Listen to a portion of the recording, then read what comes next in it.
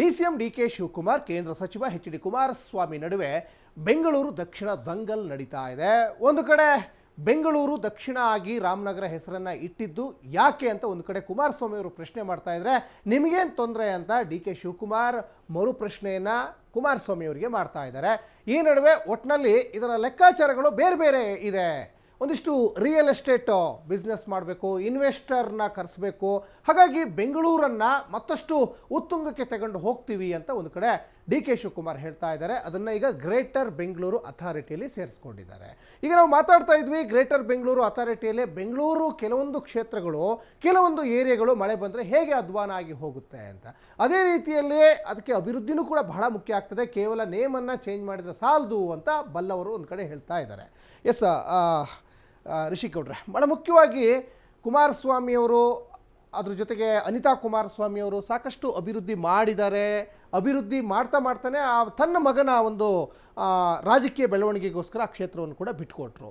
ಎಲ್ಲೋ ಒಂದು ಕಡೆ ಅನಿತಾ ಕುಮಾರಸ್ವಾಮಿಯವರು ಕ್ಷೇತ್ರ ತೆರವಾಯ್ತಲ್ಲ, ಆಮೇಲೆ ಎಲ್ಲೋ ಒಂದು ಕಡೆ ಅವ್ರು ಹಿನ್ನಡೆ ಆಯ್ತಾ ಅಂತ ಆ ಕ್ಷೇತ್ರ?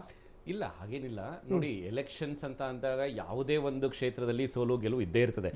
ನಾವು ಅದನ್ನ ಸ್ವೀಕರಿಸ್ತೀವಿ. ಸೋಲನ್ನ ನಾವು ಮತ್ತೊಂದಾಯ್ತು ಮತ್ತೊಂದಾಯ್ತು ಅಂತ ಅಂದ್ಬಿಟ್ಟು ನಾವು ಯಾರಿಗೂ ರೀಸನ್ಸ್ ಮಾಡಕ್ ಹೋಗಲ್ಲ.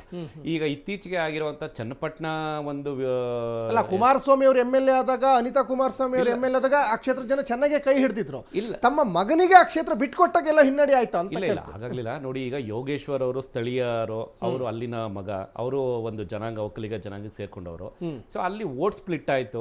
ಆಮೇಲೆ ನಮಗೆ ಚನ್ನಪಟ್ಟಣ ಟೌನ್ ಅಲ್ಲಿ ನಾವು ಯಾವುದೊಂದು ಕಮ್ಯುನಿಟಿ ನಮಗೆ ಕೈ ಹಿಡಿಯುತ್ತೆ, ಅಟ್ಲೀಸ್ಟ್ ವೋಟ್ ಸ್ಪ್ಲಿಟ್ ಆಗುತ್ತೆ ಅಂದ್ಕೊಂಡಿದ್ವಿ, ಅದೆಲ್ಲ ಒನ್ ಸೈಡೆಡ್ ಆಯಿತು. ಸೊ ಆ ಒಂದು ರೀಸನ್ ಇಂದ ನಮಗೆ ಅದೊಂದು ಸೋಲಾಯಿತು ಅನ್ನೋದನ್ನ ಬಿಟ್ಟರೆ, ನೀವು ಅದೇ ಈ ಹಿಂದಿಂದು ಗಮನಿಸಿದ್ರೆ ಚನ್ನಪಟ್ಟಣದಲ್ಲಿ ಸನ್ಮಾನ್ಯ ಕುಮಾರಣ್ಣನವರು ಆ ಕ್ಷೇತ್ರ ವಿಸಿಟ್ ಮಾಡಿದ್ದು ಬರೀ 2 ಸತಿ. ನಿಮಗೆ ನಾಮಿನೇಷನ್ ಮಾಡಕ್ ಒಂದ್ಸತಿ, ಆಮೇಲೆ ಬಹಿರಂಗ ಪ್ರಚಾರ ಮಾಡಿದ್ದು 1 ಸತಿ. ಈ 2 ಸತಿ ಬಿಟ್ರೆ ಮತ್ತೆ ನಾವು ಪ್ರಚಾರಕ್ಕೆ ಮಾಡಲಿಲ್ಲ. ನಾವು ಆ ರೀತಿ ನಾವು 90,000+ ಮತದಿಂದ ನಾವು ಗೆದ್ಕೊಂಡ್ ಬಂದಿದ್ವಿ. ಸೊ ಹಾಗಾಗಿ ಇವತ್ತು ನಮಗೆ ಮತದಾರರ ಕೃಪಾ ಕಟಾಕ್ಷ ಇದೆ, ನಮ್ಮನ್ನ ಇಷ್ಟಪಡ್ತಾರೆ. ಇವತ್ತಲ್ಲ ನಾಳೆ ನಾವು ಆ ಕ್ಷೇತ್ರದಲ್ಲಿ ಮತ್ತೆ ನಾವು ತಗೊಳ್ತೀವಿ, ರಾಮನಗರ ಮತ್ತೆ ಚನ್ನಪಟ್ಟಣ ಎರಡೂ. ಈಗ ಇವತ್ತಿನ ಸಬ್ಜೆಕ್ಟ್ ಅಲ್ಲಿ ನಾವು ವಿಚಾರವಾಗಿ ನಾವು ಮಾತಾಡೋದಾದ್ರೆ, ಈಗ ರಾಮನಗರ ಜನ ನಮ್ಗೆ ತುಂಬಾ ಹೃದಯಕ್ಕೆ ಹತ್ತಿರವಾಗಿರುವಂಥವ್ರು, ರಾಮನಗರ ಚನ್ನಪಟ್ಟಣ ಈ ಭಾಗದಲ್ಲಿ ಇರುವಂಥವ್ರು. ಸೊ ಅವರೆಲ್ಲ ನಮ್ಮನ್ನ ಕೇಳ್ತಾ ಇರೋದು ಇಷ್ಟೇ. ಈಗ ಸನ್ಮಾನ್ಯ ಡಿ.ಕೆ. ಶಿವಕುಮಾರ್ ಅವ್ರು ಬಂದ್ಬಿಟ್ಟವ್ರೆ, ನಾವು ಇಲ್ಲಿ ನೇಮ್ ಚೇಂಜ್ ಮಾಡ್ಬಿಡ್ತೀವಿ, ನೀವು ಮಾರಕ್ ಹೋಗ್ಬಿಡಿ, ಉಳಿಸ್ಕೊಳ್ಳಿ ಜಮೀನುಗಳನ್ನೆಲ್ಲ, ನಾವು ಚಿನ್ನದ ಬೆಲೆ ತಂದ್ಬಿಡ್ತೀವಿ, ಏನೇನೋ ಈ ರೀತಿ ಎಲ್ಲ ಹೇಳ್ಕೊಂಡು ಬಂದಿದ್ದಾರಲ್ಲಿ. ಆಮೇಲೆ ಅವರ ಕಾರ್ಯಕರ್ತರು ಪಾಪ ಇದೇ ರೀತಿ ಎಲ್ಲ ಕೇಳ್ಕೊಂಡು ಬಂದಿದ್ದಾರೆ. ಪ್ರಾಕ್ಟಿಕಲ್ ಆಗಿ ಮಾತಾಡ್ತಾ ಇರೋದು ನಾನು. ಸೊ ನಾನು ತಮ್ಮ ಮಾಧ್ಯಮದ ಮುಖಾಂತರ ಡೈರೆಕ್ಟ್ ಆಗಿ ಕಾಂಗ್ರೆಸ್ ಸರ್ಕಾರನ ಕೇಳಕ್ ಬಯಸ್ತಾ ಇದ್ದೀನಿ. ತಮ್ಮಲ್ಲಿ ಒಂದು ವಿಷನ್ ಇರುತ್ತೆ ಅಲ್ವಾ? ಈಗ ಇದು ರೇಟ್ ಜಾಸ್ತಿ ಆಗ್ಬಿಡುತ್ತೆ ಜಮೀನುಗಳಿಗೆ ಅಂತ ನೀವು ಹೇಳ್ತಾ ಇದ್ದೀರಾ. ನಾನು ಕೇಳಕ್ ಬಯಸ್ತೀನಿ, ಇಲ್ಲಿ ಗೈಡೆನ್ಸ್ ವ್ಯಾಲ್ಯೂ ಜಾಸ್ತಿ ಮಾಡ್ತೀರಾ ನೀವು? ಓಕೆ, ಗೈಡೆನ್ಸ್ ವ್ಯಾಲ್ಯೂ ನೀವು ಜಾಸ್ತಿ ಮಾಡಿದ್ರೆ ಬೈಯರ್ ಯಾರು ಬೈಯರ್ ಬರ್ತಾರೆ ಹೇಳಿ? ಒಂದು ವಿಚಾರ. ಎರಡನೇದು, ಈಗ ನೀವು ಇನ್ವೆಸ್ಟರ್ನ ತರಬೇಕು ಅಂತ ಹೇಳ್ತಾ ಇದ್ದೀರಾ. ನಾನು ಈಗಾಗಲೇ ಡಿಸ್ಕಷನ್ ಮಾಡ್ದಂಗೆ, ಇನ್ವೆಸ್ಟರ್ ನೀವು ತರಬೇಕಾದ್ರೆ ಒಂದು IT ಪಾರ್ಕ್ ಮಾಡ್ಬೇಕು ನೀವು, ಇಲ್ಲ ಇಂಡಸ್ಟ್ರಿಯಲ್ ಪಾರ್ಕ್ ಮಾಡಬೇಕು, ಇಲ್ಲ KIDB ಇಂದ ನೀವು ನೋಟಿಫಿಕೇಶನ್ ಮಾಡಬೇಕು. ಸೊ ಈ ನಾನು ಕೇಳ್ತಾ ಇರುವಂಥದ್ರಲ್ಲಿ ಯಾವುದಾದ್ರೂ ಒಂದು ಪ್ರಕ್ರಿಯೆ ನಡೆದಿದೆಯಾ? ಯಾವ್ದಾದ್ರು ಲ್ಯಾಂಡ್ ಐಡೆಂಟಿಫೈ ಮಾಡಿದ್ದೀರಾ? ಯಾವ ತಾಲೂಕಲ್ಲಿ ಐಡೆಂಟಿಫೈ ಮಾಡಿದ್ದೀರಾ? ಯಾಕೆಂದ್ರೆ ಈಗ ಫಾರ್ ಎಕ್ಸಾಂಪಲ್ ನಿಮಗೆ ಚನ್ನರಾಯಪಟ್ಟಣ ಹೋಬಳಿ ದೇವನಹಳ್ಳಿ. ಸರ್ ಒಂದು ನಿಮಿಷ ಸರ್, ಲೆಟ್ ಮಿ ಫಿನಿಶ್. ಆಯ್ತು, ನಾನು ಒಂದು ನಿಮಿಷ ಸರ್, ಒಂದು ನಿಮಿಷ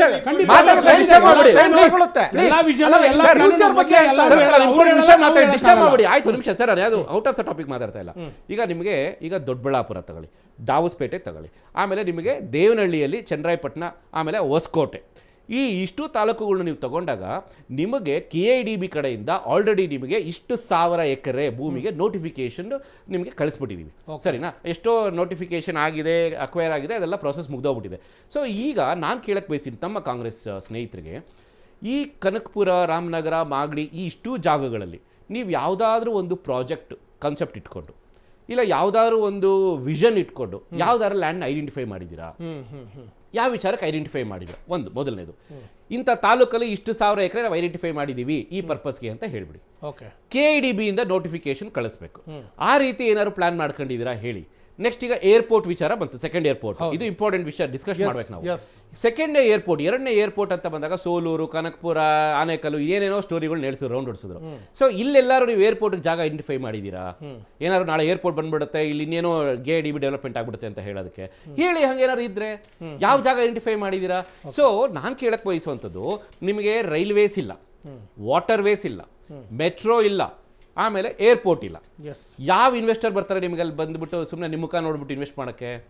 ಇನ್ನು ಬೇರೆ ರೀತಿ ನೀವು KEDB ಐಡೆಂಟಿಫೈ ಮಾಡ್ತೀನಿ ಅನ್ನೋ ಥರ ಆದರೆ ಅಲ್ಲಿ ಈಗ ಇರುವಂಥದ್ದು ನಿಮಗೆ 3% GDP ಇನ್ಪುಟ್ ನಿಮಗೆ ಕಂಪ್ಲೀಟ್ ರಾಮನಗರ ಜಿಲ್ಲೆಯಿಂದ.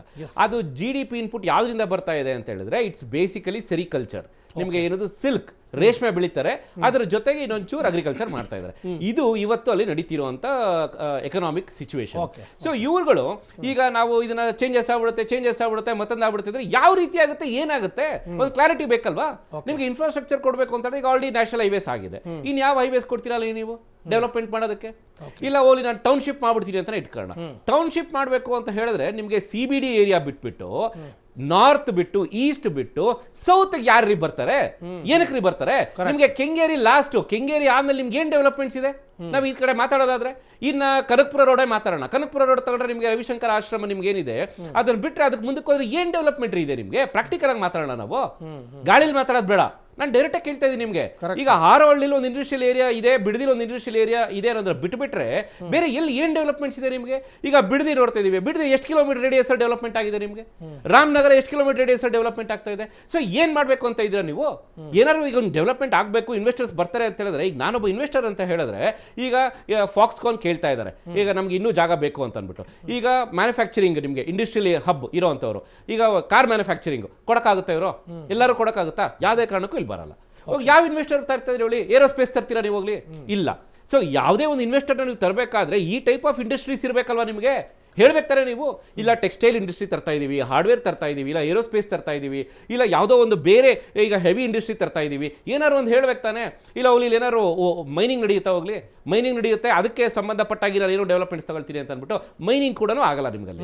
ಸೊ ಅಂದಮೇಲೆ ಇಲ್ಲ ಓಲಿ ಪೋರ್ಟ್ ಪಕ್ಕದಲ್ಲಿ ಇದೆಯಾ? ಇದು ಹೆಸರು ಚೇಂಜ್ ಮಾಡಿದ ತಕ್ಷಣ ಏನೋ ಆಗೋಗ್ಬಿಡುತ್ತೆ ಅನ್ನಕ್ಕೆ. ಈಗ ಮ್ಯಾಂಗ್ಳೂರ್ ಪೋರ್ಟ್ ಇರ್ಬೋದು, ಚೆನ್ನೈ ಪೋರ್ಟ್ ಇರ್ಬೋದು, ಈ ತರ ಪೋರ್ಟ್ ಪಕ್ಕದಲ್ಲೂ ಇಲ್ಲ ನಿಮಗದು.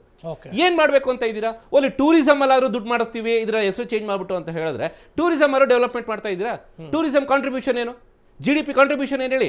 ಇಲ್ಲ ಜನರಿಗೆ ಓಲಿ ಎಜುಕೇಶನಲ್ ಸೆಕ್ಟರ್ ಆದ್ರೂ ಮಾಡ್ಬಿಡ್ತೀರಾ? ಹೋಗ್ಲಿ ಅದಾರು ಒಪ್ಕೊಳ್ಳೋಣ.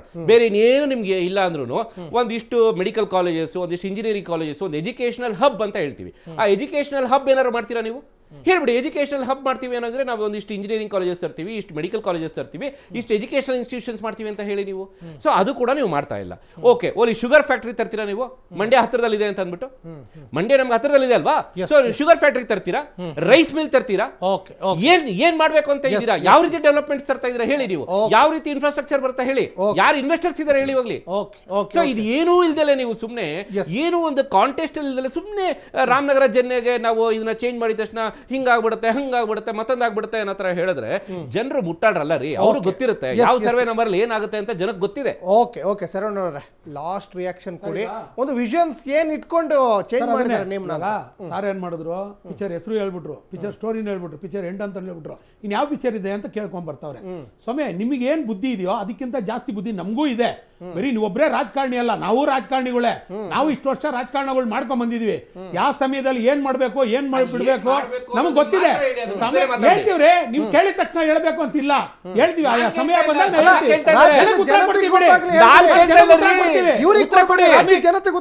ಸಮಯ ಬರುವಾಗ ನಾವು ಜನಕ್ಕೆ ಉತ್ತರ ಕೊಡ್ತೀವಿ. ಹೆಸರು ಒಂದು ಚೇಂಜ್ ಮಾಡಿದ ತಕ್ಷಣ ನಾಳೆನೆ ಚಿನ್ನ ಆಗ್ಬಿಡುತ್ತೆ ಅಂತ ಯಾರು ಹೇಳಕ್ಕಾಗಲ್ಲ. ನೀವು ತಾಳ್ಮೆಯಿಂದ ವೇಟ್ ಮಾಡಿ. ಒಳ್ಳೆ ರೀತಿಯಾದಂತ ರಾಮನಗರ ಜಿಲ್ಲೆ ಇರ್ತಕ್ಕಂಥದ್ದು ಏನಿತ್ತೋ ಇವತ್ತು ಬೆಂಗಳೂರು ಸೌತ್ ಆಗ್ತದೆ, ಅದು ಒಳ್ಳೆ ರೀತಿ ಒಳ್ಳೆ ಹೆಸರು ಕೊಟ್ಟಿಲ್ಲ ಅಂದ್ರೆ ಅವತ್ತು ಬಂದು ನೀವು ಮಾತಾಡಿ, ನಾನು ಉತ್ತರ ಕೊಡ್ತೀನಿ. ಓಕೆ ಮನು ವೈಷ್ಣವ್ರೆ, ಕೊನೆಯದಾಗಿ ಏನ್ ಹೇಳ್ತೀರಾ ಸರ್? ಬೇಗ ಹೇಳಿ ಸರ್. ಈಗ ಇವ್ರು ಅಲ್ಲಿಂದ ಏನ್ ಮಾಡಕ್ ಸಾಧ್ಯ ಆಗುತ್ತೆ ರಾಜ್ಯ ಸರ್ಕಾರದ ಕೈಲಿ? 2 ವರ್ಷ ಆಗಿದೆ ಸರ್, ಏನೇನ್ ಮಾಡಿದ್ದಾರೆ? ಏನು ಮಾಡಿಲ್ಲ. ಶೂನ್ಯ ಕೂತಿದೆ. ಅಲ್ಲ, ರಾಜ್ಯ ಸರ್ಕಾರದ ಹೇಳ್ತಾ ಇರೋದು ಶೂನ್ಯ ಕೂತಿದೆ ಸರ್. ಬೆಂಗಳೂರಲ್ಲಿ ಈಗ ಮೂಲಭೂತ ಸೌಕರ್ಯನೇ ಸಿಗ್ತಾ ಇಲ್ಲ. ಏನ್ ರಾಮನಗರ ಕರ್ಕೊಂಡ್ ಬಂದು ಏನ್ ಮಾಡ್ತಾರೆ? ಸುಮ್ನೆ ಆ ಜನಗಳಿಗೆ ಸುಮ್ನೆ ಅವರು ಟೋಪಿ ಹಾಕ್ತಿದ್ದಾರೆ. ಅವ್ರ ಜೀವನದ ಜೊತೆ ಆಟ ಆಡ್ತಿದ್ದಾರೆ ರಾಜ್ಯ ಸರ್ಕಾರ. ಎಸ್ ನೋಡೋಣ. ಈಗ ಏನೋ ಒಂದು ಹೊಸ ಕನಸಿನೊಂದಿಗೆ ನೇಮ್ ಎಷ್ಟು ಅನುದಾನ ಬದಲಾವಣೆ ಬಿಡುಗಡೆ ಮಾಡಿದ್ದಾರೆ. ಕೇಳಿ first. ಏನಾಗುತ್ತೆ ನೋಡೋಣ. ಬಜೆಟ್ ಎಷ್ಟಿದ್ದಾರೆ ಕೇಳಿ ಹೇಳಿ ಓಕೆ, first. ಓಕೆ, ಸಮಯ ರಾಮನಗರ ಆಗಿದೆ, ಜಿಲ್ಲೆಗೆ ಸಮಯ ಈಗ- ಆಗಿದೆ. ಅಲ್ಲ, ರಾಮನಗರ ಏನ್ ಜಿಲ್ಲೆಗೆ ತಾನೇ ಎಷ್ಟು ಸಾವಿರ ಮಾಡ್ತಾರೆ ಕೋಟಿ ಇವ್ರು? ಅನುದಾನ ಕೊಡ್ತಾರೆ ಕೇಳಿ. ಈಗ ಇನ್ನು ಮೂಲಭೂತ ಅಲ್ಲ, ಸೌಕರ್ಯ ಈಗ ಆಗ್ಬೇಕಾಗಿರೋದು ಕೊಟ್ಟಿರೋದ್ರಲ್ಲಿ ಬೇಕಾದಷ್ಟು ಏನ್ ಮಾಡಿದ್ದಾರೆ? ಬಿಟ್ಟಿದ್ದಾರೆ. ಅದ್ರಲ್ಲಿ ಎಷ್ಟು ಮಾಡಿದ್ದಾರೆ ಕೇಳಿ. ಅಲ್ಲಿ ಕೊಟ್ಟಿರೋದ್ರಲ್ಲಿ ಏನ್ ನೆಟ್ಟಿಗೆ- ಮಾಡವ್ರೆ ಆಲ್ರೆಡಿ ಅಲ್ಲಿ ಏನು ಈಗ- ಮಾಡಿಲ್ವಲ್ಲ. ಓಕೆ ಓಕೆ ಓಕೆ ಕೊಟ್ಟಿರೋದ್ರಲ್ಲಿ ಏನಾದ್ರು ಮಾಡಿರೋದಾದ್ರು ಇರ್ಬೇಕಲ್ಲ. ಈಗ ತೋರಿಸಿ ಅಕ್ಟೋಬರ್ ಅವ್ರು. ಕೊಟ್ಟಿರೋದ್ರಲ್ಲಿ ಏನ್ ಮಾಡಿದಾರೆ? ಇಬ್ರಿಗೂ ಸರ್ ಈಗ ಇಬ್ರಿಗೂ ಅಕ್ಟೋಬರ್ ಸರ್ಕಾರದ ಮೇಲೆ ನವೆಂಬರ್ಗೆ ತುಂಬಾ ಗ್ರಾಮ ಪಂಚಾಯತಿ ಜಿಲ್ಲಾ ಬೇಜಾರಾಗಿದೆ. ಪಂಚಾಯತಿ ರಾಜ್ಯ ಸರ್ಕಾರದ ಮೇಲೆ ಬೇಜಾರಾಗಿದೆ. ರಾಜ್ಯದ ಜನತೆಗೆ ಎಲೆಕ್ಷನ್ ಬರ್ತಾ ಇದೆ. ಅಲ್ಲಲ್ಲ, ರಾಜ್ಯ ಜನತೆಗೆ ಅಲ್ಲಲ್ಲ, okay okay okay yes yes yes yes okay. ಇದುವರೆಗೂ ಚರ್ಚೆಯಲ್ಲಿ ಭಾಗವಹಿಸಿ ಸಾಕಷ್ಟು ವಿಚಾರಗಳನ್ನು ವಿನಿಮಯ ಮಾಡ್ಕೊಂಡ್ರಿ ಶರವಣ್ಣವರೇ, ರಿಷಿಕ್ ಗೌಡ್ರೆ, ಜೊತೆಗೆ ಮನು ವೈಷ್ಣವರೇ, 3 ಜನರಿಗೂ ಕೂಡ ಧನ್ಯವಾದಗಳು. ಒಟ್ಟಿನಲ್ಲಿ ನೇಮ್ ಅಂತೂ ಈಗ ಬದಲಾವಣೆ ಆಗಿದೆ. ರಾಮನಗರದ ಅನೇಕ ಸರ್ಕಾರಿ ಕಚೇರಿಗಳ ನಾಮಫಲಕಗಳಲ್ಲೂ ಕೂಡ ಬೆಂಗಳೂರು ದಕ್ಷಿಣ ಜಿಲ್ಲೆ ಅಂತ ಬದಲಾವಣೆ ಆಗಿದೆ. ಕೇವಲ ನಾಮಫಲಕಗಳಿಗೆ ಮಾತ್ರ ಸೀಮಿತ ಆಗಬಾರ್ದು ರಾಜ್ಯ ಸರ್ಕಾರ. ಬಹಳ ಮುಖ್ಯವಾಗಿ DK ಶಿವಕುಮಾರ್ ಅವರು ಆ ಒಂದು ರಾಮನಗರದ ಒಂದು ಅಭಿವೃದ್ಧಿನೂ ಕೂಡ ಬಹಳ ಮುಖ್ಯ ಆಗ್ತದೆ. ಯಾಕಂದರೆ ಗ್ರೇಟರ್ ಬೆಂಗಳೂರು ಅಥಾರಿಟಿ ಅಂಡರಲ್ಲಿ ಬರೋದ್ರಿಂದ ರಾಮನಗರ ಅದರ ಅಭಿವೃದ್ಧಿ ಕಡೆನೂ ಕೂಡ ಕಾನ್ಸಂಟ್ರೇಷನ್ ಮಾಡ್ತೀನಿ ಅಂತ ಹೇಳ್ತಾ ಇವತ್ತಿನ ಚರ್ಚಾ ಕಾರ್ಯಕ್ರಮನ ಮುಗಿಸ್ತಾ ಇದ್ದೀನಿ.